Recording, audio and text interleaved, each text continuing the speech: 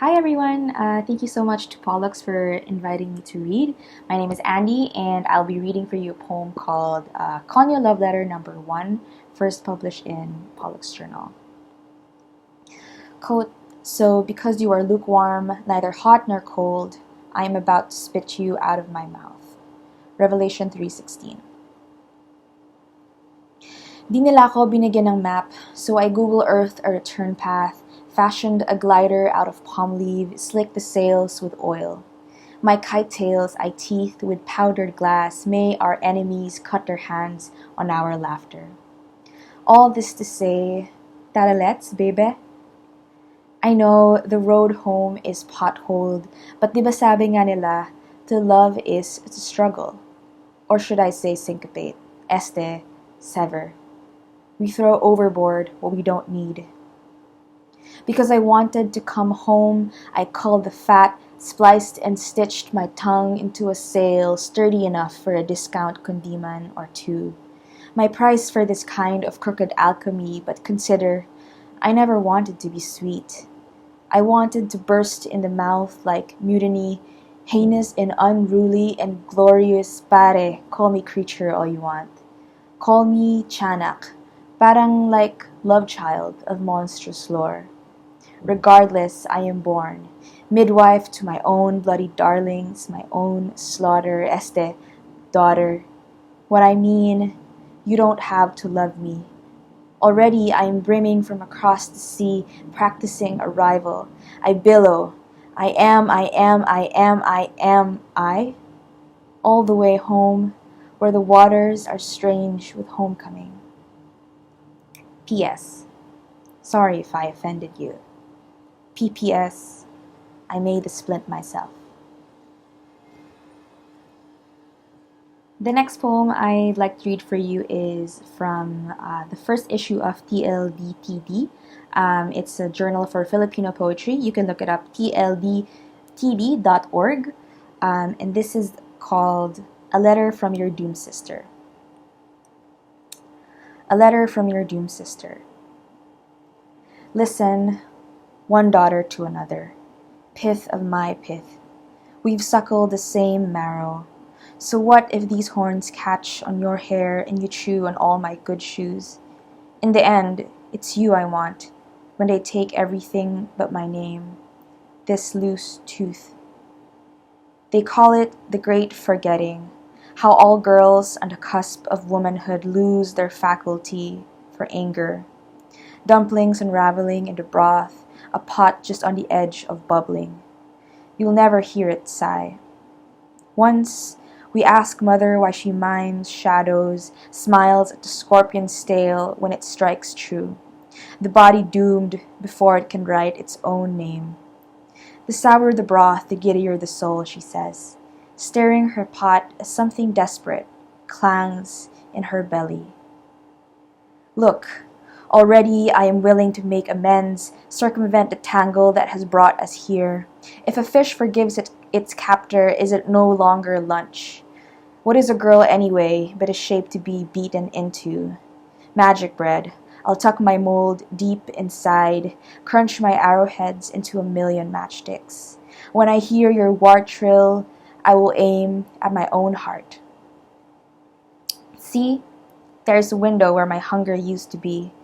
Tomorrow they'll open me down the center, steal my percussion, buff my tools so I can no longer carve footholds for the devil.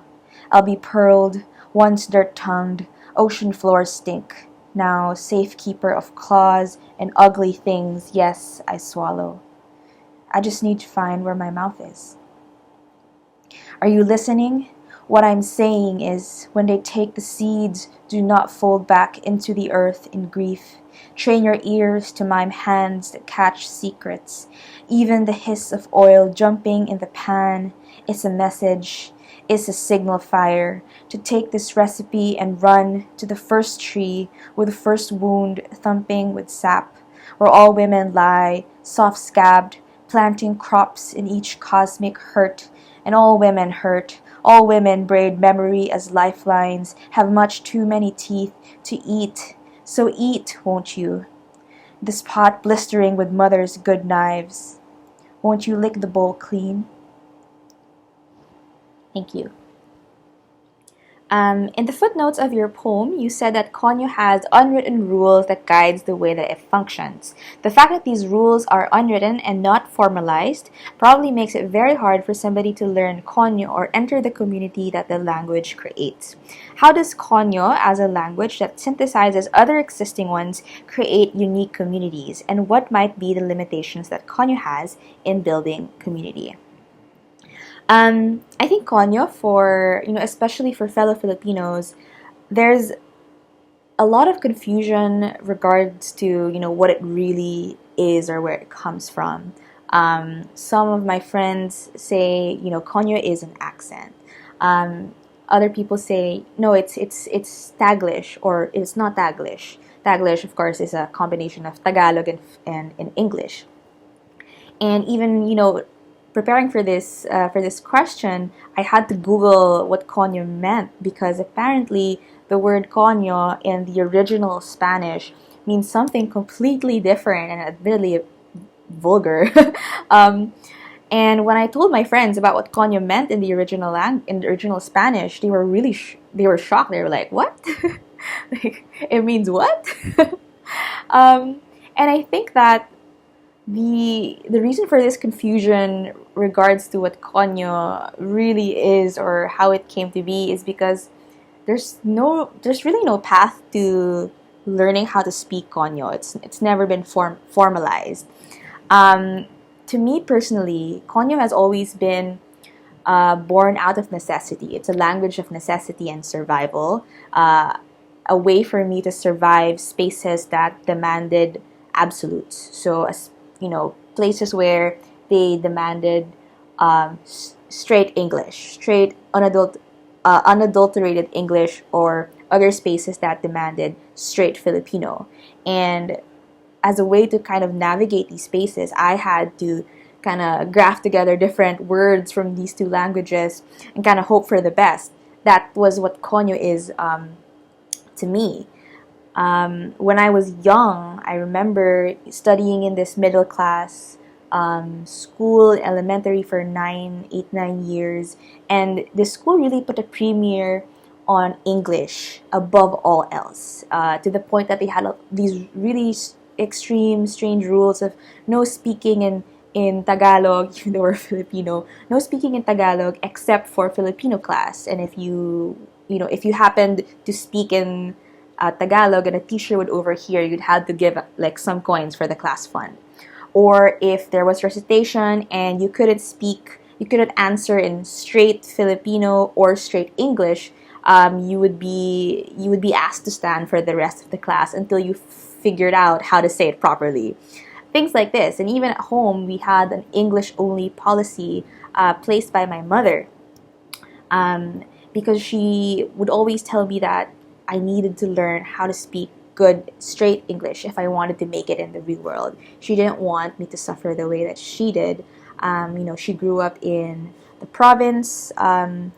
She had to learn English on her own, and she saw firsthand how employers would really discriminate if you had even so much as a hint of that of an accent.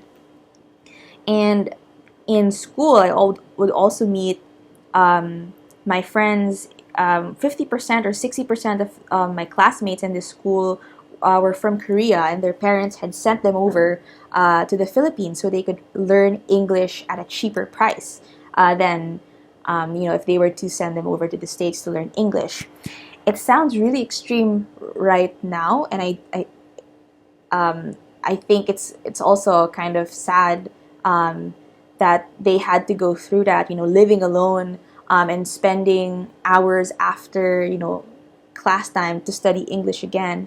But back then, all of us had this agreement that learning English was worth that sacrifice. Undergoing that humiliation, all these, going through all these hoops just to, at the end of the day, have that perfect, pristine English that we would watch in movies. It was worth it because we wanted to survive. We wanted to make it out in the real world. And so that was so normalized. Until I went to the province for high school, and I remember the first day having to introduce myself to my class, to my teachers, and hi, I'm Andy. I like this. My favorite shows are this. Blah blah blah blah. And I remember the look on my classmates' faces and my teacher's face. It was a look of disdain, and I would be puzzled over it. Like, did I say anything wrong? Because every time I spoke in English, I would hear laughter or people like rolling their eyes at me, and I would soon realize that me speaking English around them, speaking English to them, they took it as me kind of looking down on them. Um, and so now, of course, I realize I know much better. There's this whole discussion of class in when we talk about uh, access to learning English, of course, in schools, and um, that's a whole other discussion. But I think what I'm trying to say is it was only in those years that I had to learn how to, speak Filipino, or at least a little bit of a Filipino. Because, yes, in school, in job interviews, you were asked to speak in English. But the language of the streets, if you wanted to buy food, if you were starving, from waiting in line at the commute, if you wanted to commute, if you wanted to take a bus home, the language that was required of you was Filipino, was Tagalog. You needed to speak Tagalog. Otherwise, you wouldn't survive. It's a language of life. So, I had to navigate between those two absolutes. And eventually I'd realized that the way that I was, speaking to people had a name. It was called Konyo. I remember the first teacher who ever called me out on it was my Filipino teacher. She called me out in class and she said, in translation, Lopez, you're so Konyo. Stop that. um, and so, of course, I don't want to be like, oh, woe is me. I'm so middle class and I'm so konyo. Because definitely, I think the limitation of the language is it is a marker of the middle class, of the elite. Um, and there's no denying that. There's so much discussions that we can have about this topic. But I think the stance that the mainstream stands about the konyo language is that because it is a marker of the elite, it is bad and we should not talk about it. Um, I think, especially later on when when I met other people who share the same experiences that I had, I started to see just how much of a reflection Konyo is of the shifting and hybrid identities that exists in the Philippines, right? There's not just the Tagalog Konyo, where people speak in Tagalog and English, but there's also so many others, like the people who speak Bisaya and English, for example. There's so much more of these hybrid identities to learn from, and I think once we move the conversation to, oh, this is such a fussy language, into let's see how much we can learn more from each other by actually, reading more people who write in Konyo, for example, or even the simple idea of letting people speak in Konyo without having all these rigid rules of only speaking in straight Tagalog, in straight English, because the reality is there's so many people who exist in these in between spaces, and there's so much potential for us to learn more about each other, and to see where we can take language in the future once we stop kind of ignoring that it exists. And that's what I'm excited to see. I would love to read more work that's written in this fussy language. I'm interested in the geographical imagery in your poem, like map, Google Earth, road, across the sea, and so on, in relation to the act of finding home, which, to my understanding, can be achieved by understanding Konyo as a legitimate language. To you, how is language tied to geography and physical spaces, if at all? Yes, so I think there's no better anchor to mooring us to where we're from than language. The way that we think, for example, changes drastically depending on what language you use. In Filipino, to be specific, like it's gender neutral, right? Then there's so many things that gets lost in translation, and that absence often feels really physical. There are no words in the English language, for example, that can capture the severity and the emotion behind a lot of Filipino curse words that I will not mention in this video.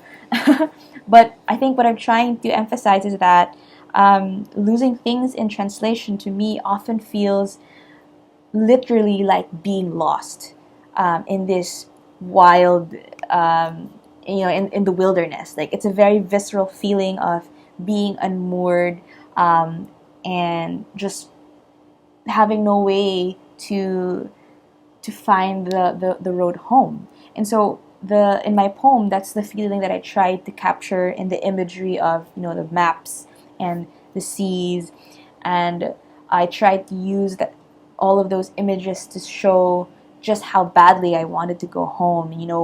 Even if I would use scraps to make my ship, even if I would take all these awful shortcuts that nobody will agree with, so help me God, I will go home and you will welcome me when I arrive.